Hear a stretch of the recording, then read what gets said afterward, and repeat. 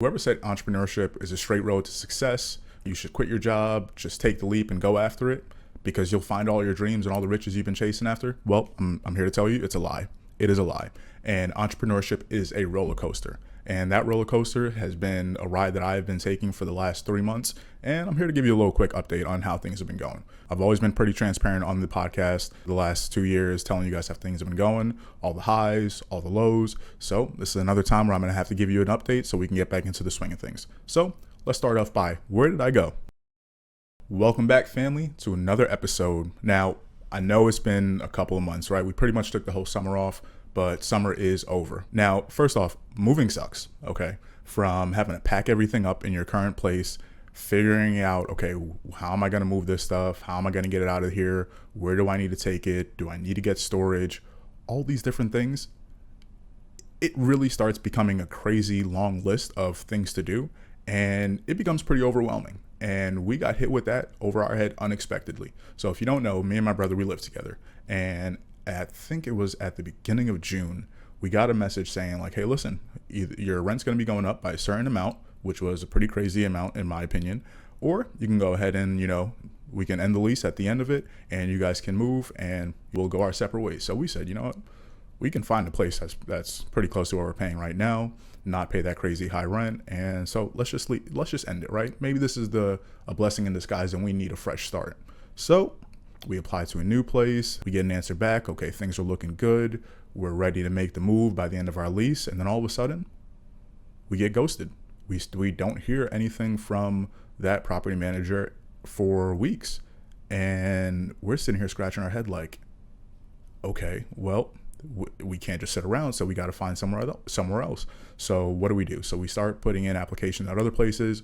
We find another place that we were looking at. We put in the application there.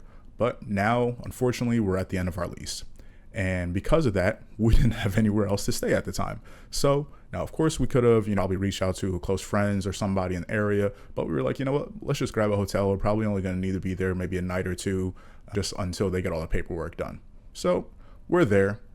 3 days later, we're still there. No word back on the lease being sent over to us yet for it to be signed. But we're like, you know what, let's just give it some more time. We were planning on going to New York to go visit our family anyway. So we're like, why don't we just go there, chill for the weekend and see what happens. Maybe we'll hear back after the weekend. So that's what the plan was. We went there, we hung out, saw our family, hung out with our sister, niece, nephew, saw mom, saw uncle, saw everybody. It was great, right? Things were great. And it was a good little break, being able to take a pause, an unexpected pause, but sometimes you need that. And so we sat there, got ourselves together, lease finally came through, thank God.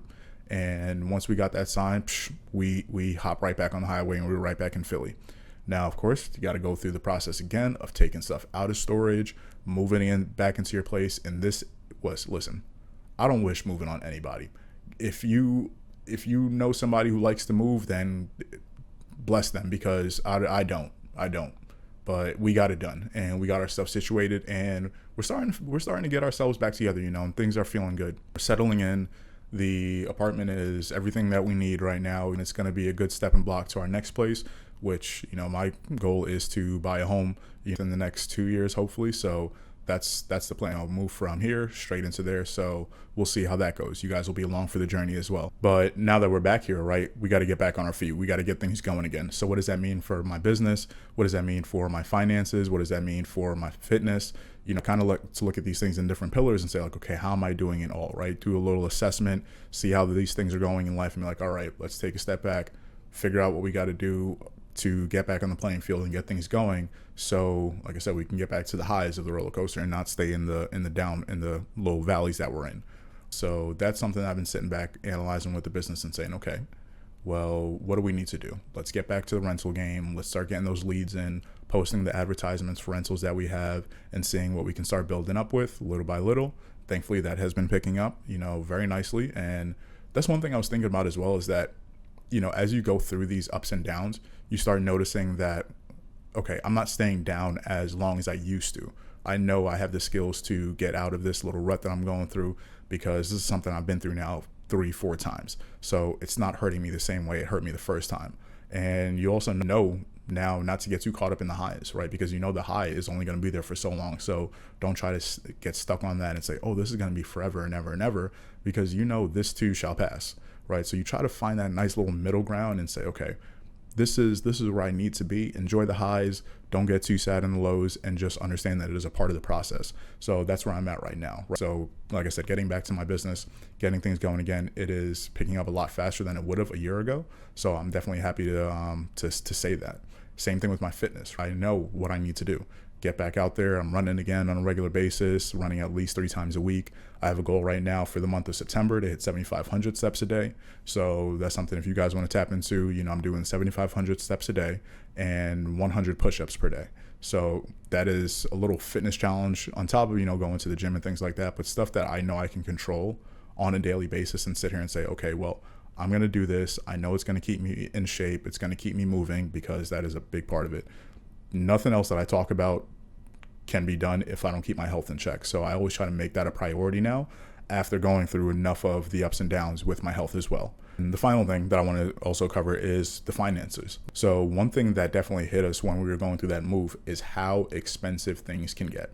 Money starts adding up from different areas, from hotel stays, storage units, having to get a moving truck, to just having to have money for a whole bunch of different things that you don't even think of until the time comes, right? So that's where you really want to make sure, like you hear people say all the time, oh, make sure you have 3 to 6 months of expenses saved up, blah, blah, blah, blah.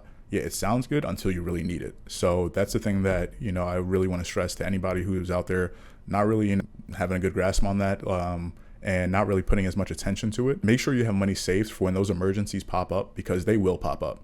And it is not a good feeling to know that, like, man, where am I going to get the money to do all this stuff?